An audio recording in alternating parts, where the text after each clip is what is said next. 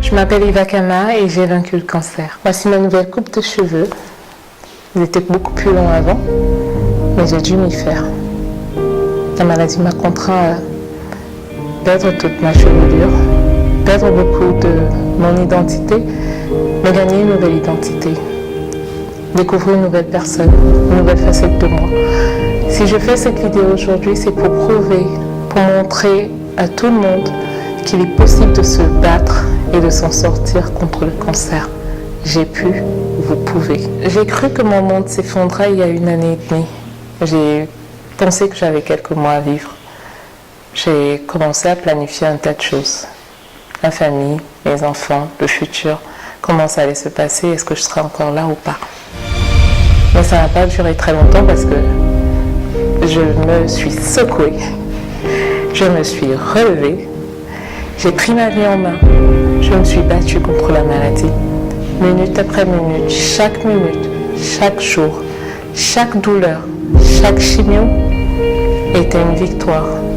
Une bataille, mais une victoire. Une victoire pour la vie, une victoire pour un futur, une victoire parce que je me suis projetée à chaque moment. J'appelle ça aujourd'hui la résilience.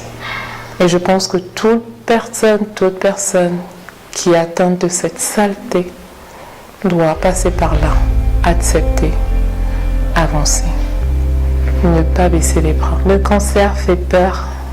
Beaucoup de personnes ne souhaitent pas savoir. J'ai une anecdote, je connais des personnes qui ont soit eu des gens dans leur famille qui étaient atteints, soit une forte prévalence à la maladie, mais qui n'ont pas le courage d'aller se faire dépister. Je conseille à toute personne de faire du dépistage. Quand vous arrivez à un âge où vous êtes à risque, allez vous faire dépister.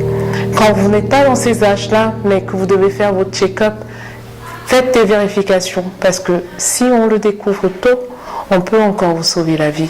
Et même si on le découvre tard, la volonté, l'envie de vivre sont des éléments nécessaires pour s'en sortir. Donc, où que vous soyez, qu'importe votre âge, aujourd'hui il y a le cancer de l'enfance, il y a le cancer des personnes plus grandes. Qu'importe votre âge, chaque fois que vous avez l'opportunité, faites-vous dépister. Il y a différentes sortes de cancers, différents types de cancers. Faites-vous dépister chaque fois que vous en avez l'opportunité pour savoir exactement si vous êtes en bonne santé ou pas. N'attendez pas.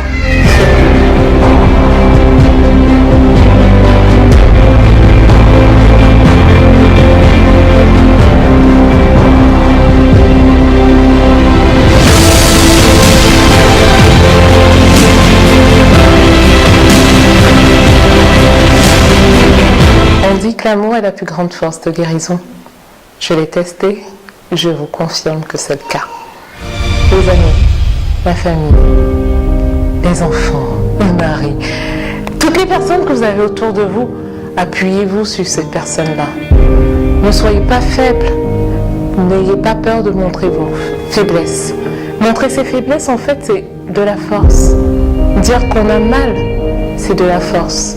Appuyez-vous sur ces personnes-là, car elles sont les seules qui pourront vous porter, qui pourront vous soulager, qui pourront vous donner le courage de vous projeter dans ce futur.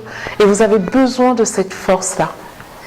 Donc l'amour, comme on disait, est le plus grand élément, le premier médicament pour la voie vers la guérison. Fiez-vous à votre amour, fiez-vous à votre entourage. Et ne vous isolez surtout pas.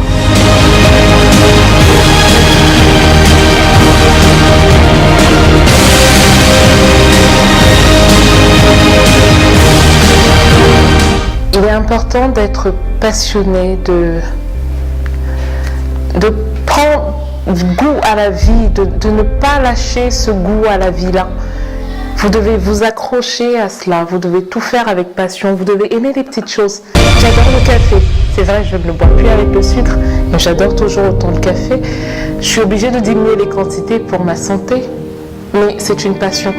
On a tellement de petites choses sur lesquelles on peut s'accrocher. Je vous donne un exemple simple.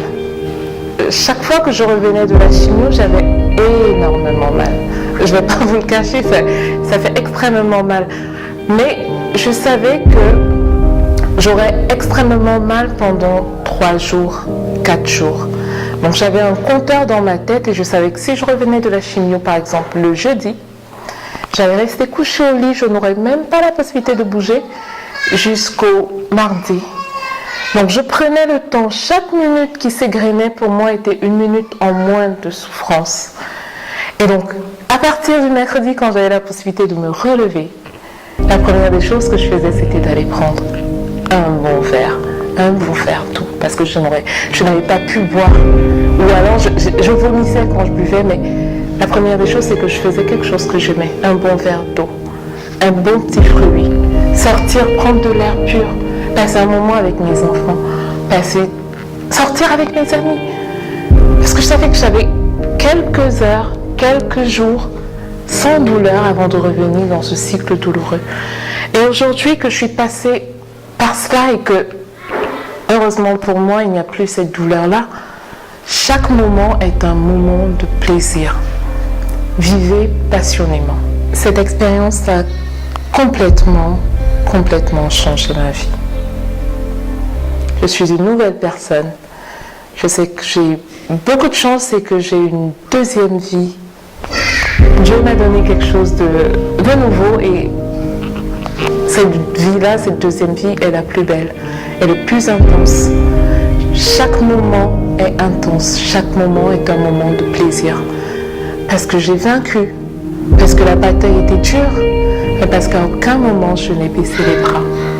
Si j'ai pu le faire, dans ma fragilité, tout le bonheur et la douleur qui va avec, vous pouvez le faire. Si j'ai pu le faire, vous pouvez le faire. Si je peux me battre, vous pouvez vous battre. Donc vous soyez dans le monde actuellement. Si vous vous sentez faible parce que vous venez d'être détecté, si vous ne savez pas quoi faire,